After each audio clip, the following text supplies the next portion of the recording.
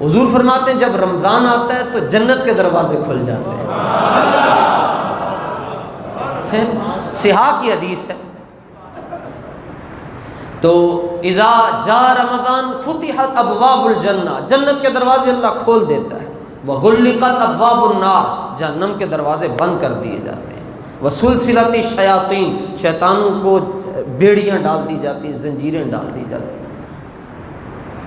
لوگ کہتے ہیں جی شیطان بند ہے تو رشوت لوگ کیسے لے رہے ہیں، شیطان کو جکڑا ہوا ہے تو پھر سود کا کام کیسے چل رہا ہے، شیطان جکڑا ہوا ہے تو غیبت کا بازار کیسے کھلا ہوا ہے، شیطان جکڑا ہوا ہے تو بے حیائی کیسے عام ہو رہی ہے، شیطان جکڑا ہوا ہے پھر بھی ذخیرہ اندوزی ہو رہی ہے، شیطان جکڑا ہوا ہے پھر بھی ہم ایک دوسرے کو گالیاں دے رہے ہیں، شیطان جکڑا ہوا ہے پھر بھی ہم ایک دوسرے کو دھوکہ دے رہے ہیں، شیطان جکڑا ہوا ہے پھر بھی دودھ میں پانی ملا رہے ہیں، شیطان جکڑا ہوا ہے پھر بھی شٹر نیچے کر کے ہم روزہ کھا رہے ہیں، شیطان جکڑا ہوا ہے پھر بھی کیبل پر فلمیں چل رہی ہیں۔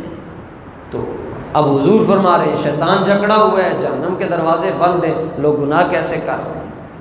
اصل بات یہ ہے، اس میں کوئی شک نہیں کہ شیطان کو جکڑ دیا جاتا ہے، اس کو باندھ دیا جاتا ہے، لیکن ایک اور بھی طاقت ہے جو بندے کو گناہ کی طرف لے کے جاتی ہے، اس کو نفس بولتے ہیں، وہ بھی ادھر کہیں قریب قریب ہے یا اس جگہ پہ، نفس۔ مثلا یہ ایک ذات ہے، جس طرح بچہ چھوٹے ہوتے چھوٹا ہوتا ہے، بڑا ہو جاتا ہے اس کو لڑکا کہہ دیتے ہیں، جوان ہو جاتا ہے کہتے ہیں شیر بن کے۔ اس کی بھی تین حالتیں ہیں، تین کیفیتیں ہیں۔ اگر یہ مسلسل برائی کا حکم دیتا ہے تو یہ نفس امارہ ہے۔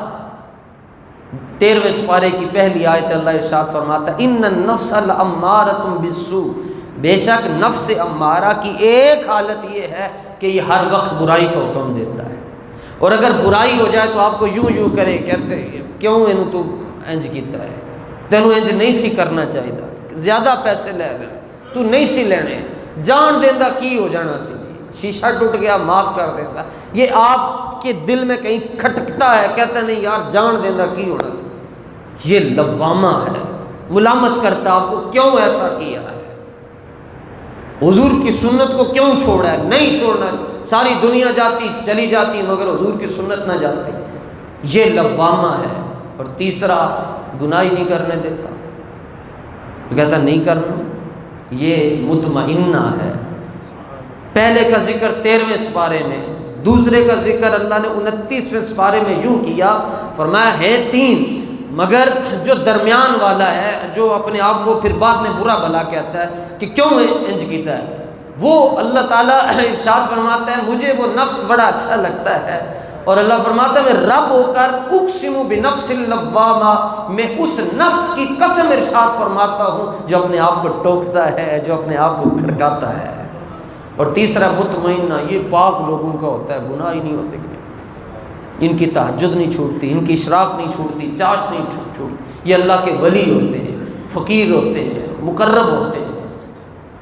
اب جب رمضان المبارک آتا ہے تو دروازے سارے تو کھل جاتے ہیں جنت کے، شیطان کو بند کیا جاتا ہے، یہ جناب آزاد رہتے ہیں، یہ سارے کام کرواتے ہیں، کبھی ادھر جاتے ہیں کبھی ادھر جاتے ہیں، کبھی کسی سے لڑائی کروائی، کبھی جھگڑا کروا دیا، کبھی کیا ہو گیا۔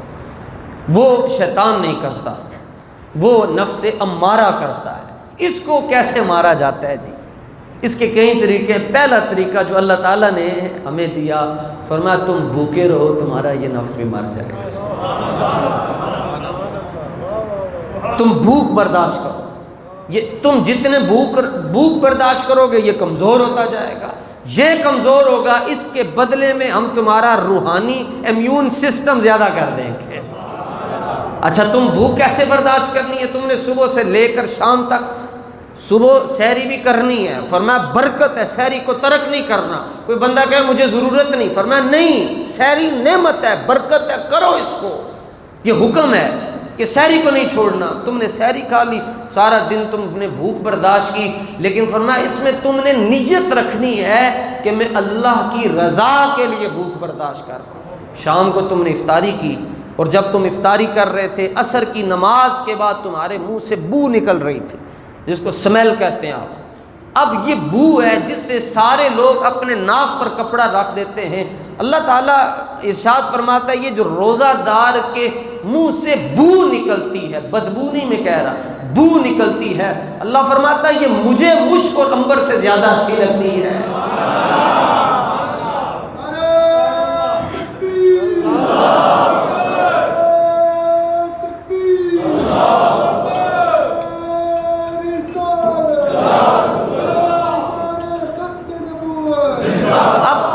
بھوک برداشت کی، اور فرمایا جب افطاری کا وقت ہوتا ہے بندہ افطار کرتا ہے، فرمایا اس وقت جو رحمتیں اللہ اپنے خاص انبیاء پر نازل کرتا ہے بعین ہی، وہی رحمتیں ان کے صدقے ان پر بھی نازل فرما دیتا ہے۔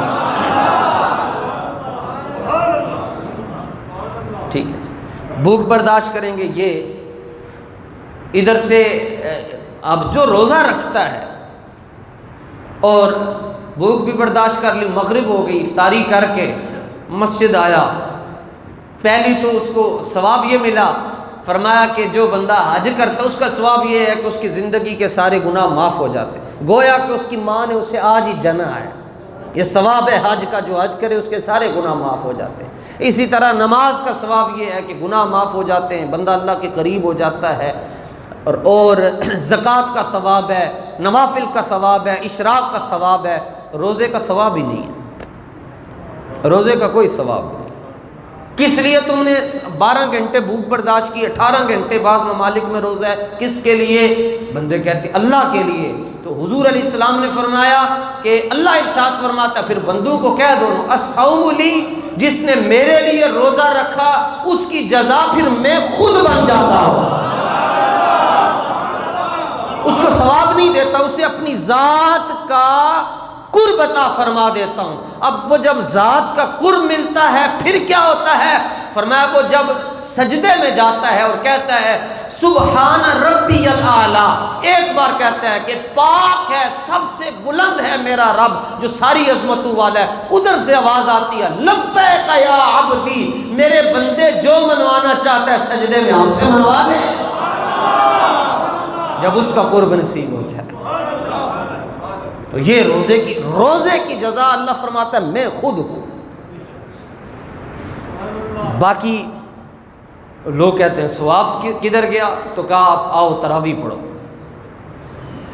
بخاری میں موجود ہے، آقا علیہ السلام نے فرمایا من قام ایمان و احتسابا غفر له ما تقدم من ذنبه، جس نے ایمان کے ساتھ اور اپنے نفس پر کنٹرول کرتے ہوئے دنیا کے خیال نہ آنے دیے اور تراویح پڑھ لی، حضور فرماتے ہیں اس کی زندگی کے سارے گناہوں کو اللہ ایک تراویح کی رکعت کی وجہ سے بخش دیتا ہے۔